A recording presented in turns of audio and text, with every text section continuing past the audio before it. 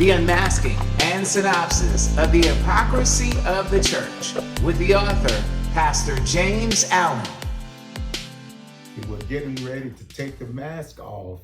We're unmasking chapter 2 of the book, The Hypocrisy of the Church.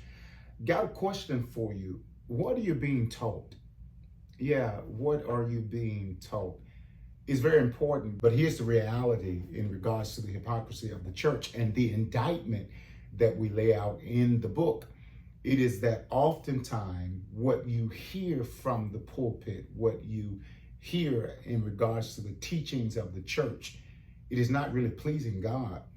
The scripture lets us know that we have substituted the doctrine of God for the commandment of men. In other words, God is saying a lot of what you're being taught is not my doctrine, but it's man's commandment.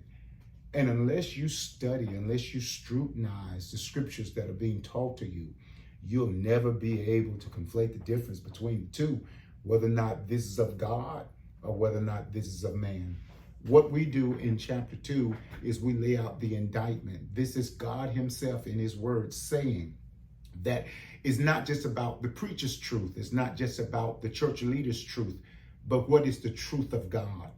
This is one of the reasons we have been condemning, judging, and brutally treating people, because we have come up with our ideas, how you ought to act, how you ought to live. Your relationship with God ought to look just like my relationship with God, when the truth is, that's not the truth of God. That may be man's idea, but it's not God's idea. So what I need you to do is go to the website, www.takingoffthemask.com. Order your copy of the book. Let's study this chapter.